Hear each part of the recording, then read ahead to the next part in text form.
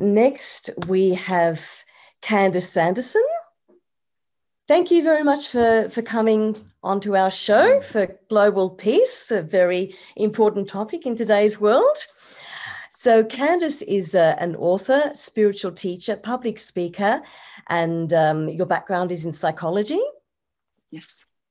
So I'd like to say Candice's life changed in August 2013, and I'm sure you'll tell us all about this amazing spiritual transformation that you experienced. Candice has written a book, which we can see, an international award-winning book called The Reluctant Messenger. Mm-hmm. And your second book is The Reluctant Messenger Returns. Oh. And this has sold over 10,000 copies across the globe. Mm. So it's fascinating to see that you shifted from psychology to the world of the spiritual. That's something which is very personal to me, because I think that's a transition that I'm making as well, and that so many people are making, understanding that we are not just psychology, we are energy and spirituality. And of course, our topic is peace, and I'm sure that your message will touch on that. Where would be a good place to start? We would love to hear about this transformational experience that you had. Oh, well, first, let me thank you both, David and Lana, for having me here. When you asked me to speak, I realized I would be talking about my two favorite topics. But I promise, timing is divine. I'm starting exactly when I was scheduled to talk. Yes. And I promise I'm not going to speak more than 20 minutes. But when I knew that we were going to be talking about kindness and peace, I thought that's perfect. They go together. They fit hand in hand. Wow. Kindness and peace are the ingredients to happiness in life. At the end of last December, I had selected my mantra for this year, 2021, and I chose kindness. Kindness matters. And I end all of my videos and newsletters by shining a light on this topic. But think about it. Kindness matters. Those aren't just empty words. Embracing kindness changes our lives. I've discovered that there is a gentler path to life, and it can lead us to peace, both on individual and global levels. But the big question is how? How can we achieve this age-old search for world peace? Now, what I'd like to do is share with you some ideas, but I'm going to start with the confession. These were not my thoughts. I did not ask for these opinions, but I've since learned not only to accept, but to embrace this information, along with the wisdom and clarity that it has brought to my life.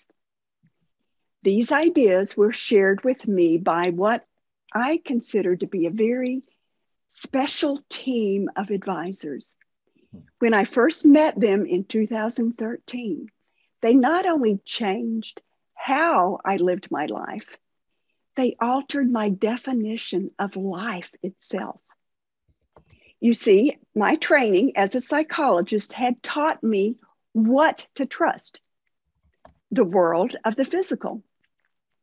I defined everything in a materialistic way. If I couldn't measure something with my senses, it didn't exist, at least not in my world. And this materialistic view fit perfect with me. It fit snugly in my belief system, well within my comfort zone. Anything existing outside of the world of physicality was based on wishful thinking, or, as my training as a psychologist had taught me to believe, pathology. So I continued to live my life in that beautiful, visible, tangible world of science until the day when I no longer could. Everything changed in 2013 while I was driving to work early one morning. That is when I accidentally stepped outside of this world of physicality and into the realms of energy. Without meaning to, I had taken a deep dive into a dimension that some call spirit. I discovered some of the mysteries and the magic that surrounds us, echoing the truth behind Nikola Tesla's famous quote about the secrets of the universe. I began to define everything in terms of energy, frequency, and vibration. Once I began viewing the world through the lens of energy, I finally started connecting those dots about life that had been so elusive to me before. But learning to sense energy changed my understanding of, almost everything. At first, I ignored these messages from the non-physical, but my clinical training kicked in, demanding documentation. So I took a back seat and I began observing, detailing, and authenticating these communications that were clearly not from me. And I began to understand and appreciate the truth behind many of these messages. I'd learned that there is so much more to life than what I had thought. These messages now define who I am. The special team of advisors guided me toward a more peaceful, purposeful way to approach life. I've learned to embrace a kinder path, one filled with care, kindness, compassion, and joy. I've learned the importance of the heart. The heart guides us day by day. In a sense, it is a doorway, a portal to the energy fields that connect us to each other. That heart links us to the beauty and wonder that lies just outside this 3D world of physicality. Now, let me explain. We connect to this realm through a field of energy, and it is through those vibrations and frequencies that link us to true wisdom, true knowledge, and true peace. That non-physical realm goes by many names: energy, spirit, soul, source, or perhaps you know it by a term steeped in religion. But regardless of its label, it is the heart that connects us to this subtle realm of the sacred. This is where peace abounds. If we want to experience change, real change, not just for you, but on a global level, the answers lie within each of us.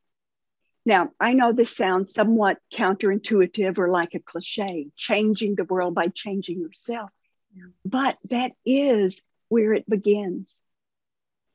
Seeking answers from within was a paradigm shift for me. It was a journey outside of what had been my life for over 60 years. Achieving peace begins on an individual level. It begins at home. And as we shift from our beliefs that have tethered us to our 3D lives on earth, this larger picture begins to unfold. And opportunities rise from within, gentle like a morning mist. And this is where we learn that there is a softer and an easier way to live. This is where we become empowered to choose to act instead of reacting to the bumps in the road that life sometimes, and sometimes frequently, tosses in our direction. You know, when you're in the center of one of those bumps, it's difficult to see the path forward. And it's so easy to feel angry or overwhelmed. But choosing a calmer path allows for us to glimpse into true wisdom. Instead of overreacting, or like I was trained to do as a psychologist, analyzing, and in my case, overanalyzing, what do? You surrender. You let guidance take the helm. But how do we do this? It can start with something as simple as breathing, taking a few deep, purposeful breaths. It is so amazing how powerful this is. By pausing to take a deep breath, I discovered that I could stop that automatic stimulus response model that I had lived with my entire life. I could stop those thoughts that used to race nonstop through my brain. By taking a focused, purposeful breath, I found I was putting a break between that stimulus and my response. And you know what? Something enchanted happens in that gap between inhalation and exhalation. It is a pause, a sacred space. That pause offers us an opportunity for change. It offers an invitation to hear the whispers of wisdom from guidance. You'll see that doors open, creating room for clarity. No longer do you react to the situation at hand. Instead, mindful choices bubble into your awareness. Thoughtful decisions are easier to make. So yes, something as simple as taking a few purposeful, deep breaths invites us to enter these realms. It can be the first step on an inner journey, a doorway to the sacred. But this is the way of the heart. Once you open within, your heart seeks reunion with its greater counterpart, the realm of spirit. It's the non-physical world of energy, of vibrations and frequencies of our true nature. Choosing the path of the heart guides us to peace, to wisdom. And it is through the heart that we become masters, true masters of our lives. Living through the heart, we realize what Bob Monroe preaches was true. We never were our physical bodies. The heart leads us beyond the five physical senses that help us so well to navigate our three-dimensional lives here on earth. But as we expand beyond our physical bodies, we experience a freedom greater than anything we have known. No longer tied to this world defined by our physical senses, we realize we've stepped into the realms where the secrets of the universe originate. This is where we find the subtle energy patterns of guidance with a capital G. This is where we find peace, love, and compassion. And as individual fields connect with each other, we become entwined in a beautiful cycle of uplifting energy. Then we begin to vibrate at those same frequencies. And as this entrainment occurs, we become receptive to the words of wisdom from higher sources because we're connected. You know, it's not mystical. It's not even spiritual. It's physics. It's what Einstein referred to as spooky action at a distance. It's energy. When we expand our awareness outside of our physical bodies, we are on the same wavelength as the energy fields that surround us. And we begin to understand that we are one. We are united. We are humanity linked as brothers and sisters across this globe. My spontaneous opening in August of 2013 during that early morning commute was a tipping point for me. The messages jump-started a change in my consciousness. It was a paradigm shift that redefined who I am today. And each message that I validated added pieces to the mosaic, to the puzzle, until the full picture began to unfold. My view of life changed, and I began to realize the difference that each one of us make. When we consider the vastness of this universe, it is so easy to think of ourselves as small or inconsequential, but I know different. We are cogs and bolts in a giant machine called consciousness. We are not separate and individual. Instead, we are aspects of the whole, important and significant aspects. I've always said, do you want to test your significance? Let's look at a machine and let's just randomly remove a few nuts and bolts from any machine. See what happens. All parts work together as one to bring the machine to life, to allow it to function as it was designed. Peace, love, kindness, unity. You begin to feel it when you close your eyes and you take that deep breath. Within that sacred silence, you open, you observe, you smile, you surrender. Over time, it gets easier, quicker, breathing, smiling, surrendering, until one day it's there. You feel it. It's peace. It's kindness. It's love. It's serenity. My opening to the non-physical world of energy taught me the importance of the heart. And I no longer use my analytical brain to seek answers out there, because I've discovered the wisdom that lies within. It's all about the heart. Our hearts connect us to all that is, to where we travel beyond the limitations imposed by the world of physicality, imposed by the material world that had once defined who I was. It's where we dip into an energy field of unity, of being one with all.